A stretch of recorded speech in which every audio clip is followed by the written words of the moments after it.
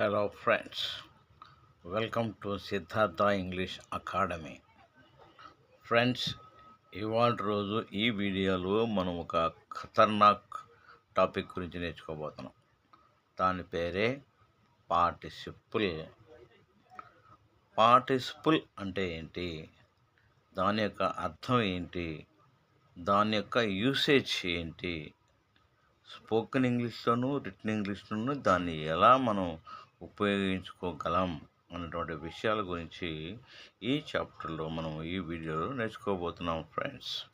కనుక చాలా జాగ్రత్తగా శ్రద్ధగా మనసు కేంద్రీకరించి వినండి. ఈ చాప్టర్ ఖచ్చితంగా బ్రహ్మాండంగా మీ మైండ్లోకి ఎక్కుతుంది.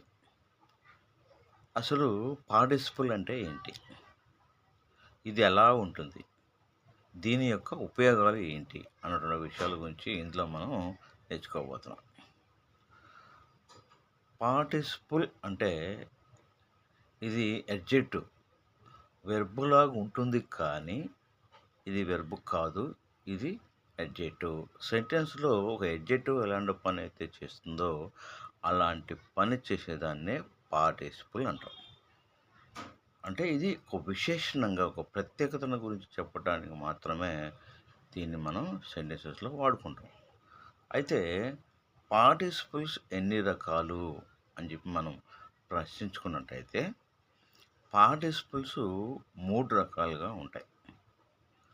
ఒకటి present participle, 2 past participle, 3 perfect participle. ఈ 3 కూడా అడ్జెక్టివ్ లాగానే పనిచేస్తాయి ఫ్రెండ్స్, వెర్బు లాగా పనిచేయవు. అంటే సెంటెన్స్లో ఉన్నటువంటి ఒక యాక్టివిటీ గురించి కానీ, ఒక వ్యక్తి గురించి కానీ, ఒక వస్తువు గురించి కానీ, విషయాన్ని గురించి కానీ హైలైట్ చేసి చెప్తుంది అనమాట. అంటే క్వాలిఫై చేసి చెప్తుంది. సో కాబట్టి ఈ మూడింటి గురించి నేర్చుకోవాల్సినటువంటి ఆవశ్యకత ఎంతైనా ఉందన్నమాట. కాబట్టి ఇప్పుడు మనం చెప్పుకున్నట్లుగా ఎన్ని పార్టిసిపేట్స్ ఉన్నాయి friends? Number 1 present participle, number 2 past participle, number 3 perfect participle. ఈ present participle, past participle, perfect participles అనేవి సెంటెన్సెస్లో బాగా మనం వాడుతూ ఉంటాం. అయితే మనకు బేసిక్ లెర్నర్స్ కాదు, అడ్వాన్స్డ్ లెర్నర్స్ మాత్రమే వాడగలరు. ఇందులో ఫస్ట్గా మనం డిస్కస్ చేసేది ప్రజెంట్ పార్టిసిపుల్. ఇది ఎలా ఉంటుందంటే వెర్బ్ 1 ప్లస్ ఇంగ్ ఫామ్ రూపంలో ఉంటుంది. ఎగ్జాంపుల్ చూసినట్టయితే వాకింగ్, జంపింగ్. ఇది ఎందుకు వాడతాము అంటే దీని యొక్క యూసేజ్ ప్రముఖంగా ఒక పని జరుగుతూ ఉంది అంటే continuous action, progressive action, running action గురించి, అంటే ఒక పని కొనసాగుతూ ఉంది అని చెప్పడానికి ఈ ప్రజెంట్ పార్టిసిపుల్ని వాడతాం. ఇప్పుడు ఎగ్జాంపుల్ చూద్దాం friends. I saw her walking. మీరు చూసినప్పుడు ఏం చేస్తుందంటే ఆమె వాకింగ్ చేస్తుంది. We saw him jumping. మీరు చూసినప్పుడు ఏం చేస్తుందండి, అతను జంప్ చేస్తూ ఉన్నాడు. సో కాబట్టి ఈ రకంగా వాకింగ్, జంపింగ్ అనేటువంటి విషయాల గురించి చెబుతూ ఉంటే వాటిని ప్రజెంట్ పార్టిసిపుల్ అంటాం. ఇక రెండవది పాస్ట్ పార్టిసిపుల్. ఇది ఎలా ఉంటుందంటే వెర్బ్ థర్డ్ ఫామ్ రూపంలో ఉంటుంది. ఎగ్జాంపుల్ చూడండి, వాక్ ప్లస్ ఈడి వాక్డ్, జంప్ ప్లస్ ఈడి జంప్డ్. ఈ రూపాల్లో ఉంటుంది. ఇప్పుడు పాస్ట్ పార్టిసిపుల్ ఫామ్స్ ఎలా తయారవుతాయో చూద్దాం friends. Want plus ED wanted, broke plus EN broken, kept, blow, done. ఇలాంటి వాటితో ఈ రకంగా పాస్ట్ పార్టిసిపుల్ ఫామ్స్ తయారవుతాయి. సో దీని యొక్క ఉపయోగం ఏంటి, యూజ్ ఏంటి అని మనం చెక్ చేసుకున్నట్లయితే కంప్లీటెడ్ యాక్షన్, ఏదైతే ఒక పని పూర్తయిపోతుందో అలాంటి వాటి గురించి చెప్పడానికి మనం ఈ పాస్ట్ పార్టిసిపుల్ ఫామ్స్ని వాడతాం. I saw her walked. ఆమె నడవటాన్ని నేను చూశాను. We saw him jumped. అతను దూకటం నేను చూశాను. అంటే మీరు చూసేసరికి ఆవిడ నడిచేసింది. మనం చూసేసరికి అతను జంప్ చేశాడు. అంటే వాక్డ్, జంప్డ్ అంటే అయిపోయిన పనులు అని అర్థం. ఇక థర్డ్ పార్టిసిపల్‌కి వచ్చినట్టయితే పర్ఫెక్ట్ పార్టిసిపల్. దీని యొక్క ఫార్మ్ ఎలా ఉంటుందంటే మనకు హ్యావింగ్ ప్లస్ టేకెన్. అంటే present participle form plus past participle form is equal to perfect participle. దీని యొక్క ఉపయోగం ఏంటంటే for just complete action with no time action, immediate action or instantaneous action. అంటే వెంటనే జరిగినట్లయితే పని, దాని గురించి మనం పర్ఫెక్ట్ పార్టిసిపల్ని వాడతాం. ఎగ్జాంపుల్ చూడైతే having taken my chain the thief ran away.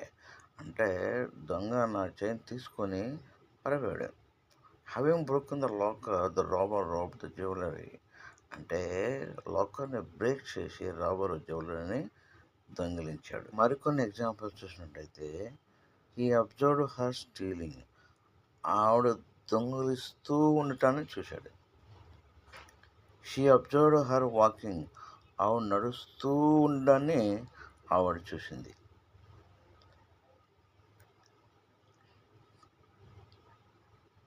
We watched movie running. Movie run అవుతూ ఉండడాన్ని చూసాం. We watched them escaping. అంటే వాళ్ళు తప్పించుకుంటూ ఉండడాన్ని మేము చూసాం.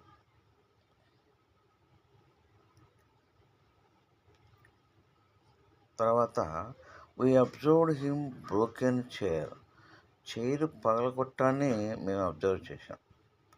She managed her water the plants. చెట్లకు నీళ్లు పోయటాన్ని మేము చూసాం.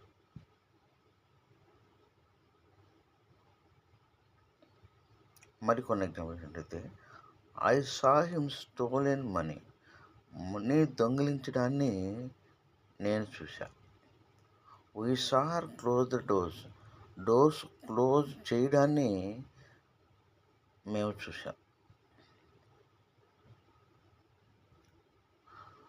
We watched them gardening the plants.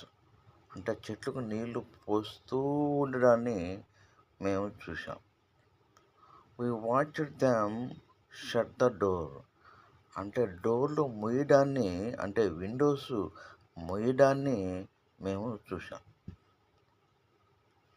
Having pushed my friend the murdered him. మా ఫ్రెండ్ తోసేసి అతన్ని మర్డర్ చేశాడు. Having pull the gate she went out. Gate లాగేసుకుని ఆవిడ బయటికి వెళ్ళింది. సో ఈ రకంగా మనం కొన్ని ఎగ్జాంపుల్స్ చూసాం. తర్వాత పార్టిసిపల్ని ఉపయోగించి వీటిని తెలుగు నుంచి ఇంగ్లీష్లోకి ఎలా మార్చగలమో చూద్దాం ఒకసారి. ఇందులో ఇప్పుడు మనం కొన్ని సెంటెన్సెస్ ఎగ్జాంపుల్స్గా తీసుకొని చూద్దాం. ముందు తెలుగులో రాశాం, తర్వాత ఇంగ్లీష్లో కూడా రాశాం. నెంబర్ 1, డోర్స్ ఓపెన్ చేసి అతను నిద్రపోయాడు. దాన్నే పార్టిసిపల్ ఉపయోగించి ఎలా చేయాలి? Opening the doors he had slept. అంటే దీంట్లో ఓపెనింగ్ అనేది ప్రజెంట్ పార్టిసిపల్ ఉపయోగించి రాశాను అనమాట. రెండో ఎగ్జాంపుల్లో పుస్తకాలు తీసుకున్న వెంటనే ఆ అబ్బాయి స్కూల్కి వెళ్ళాడు. Having taken books the boy had gone to school. అంటే దీంట్లో హ్యావింగ్ టేకెన్ అంటే పర్ఫెక్ట్ పార్టిసిపల్ని ఉపయోగించి రాశాం. మూడో ఎగ్జాంపుల్ చూసినట్టయితే ఆ పిల్లి పాలు త్రాగుతూ ఉండటం నేను చూశాను. ఇంగ్లీష్లో I saw the cat drinking the water. అంటే పాలు తాగుతూ ఉండడాన్ని నేను చూశాను, కాబట్టి అది ప్రజెంట్ పార్టిసిపల్ అవుతుంది. నాలుగో ఎగ్జాంపుల్ ఏంటంటే ఆ కుక్క ఆ పిల్లిని కరవడం నేను చూశాను. ఇంగ్లీష్లో I saw the dog bitten the girl. అంటే కరుస్తూ ఉందా, కరిచేసింది అన్న అర్థంలో పెట్టినటువంటి మాటని వాడాం. ఐదో ఎగ్జాంపుల్ ఏంటంటే నా చైన్ లాక్కొని దొంగ పరిగెత్తాడు. Having snatched my chain, the thief Ryan అవే. నా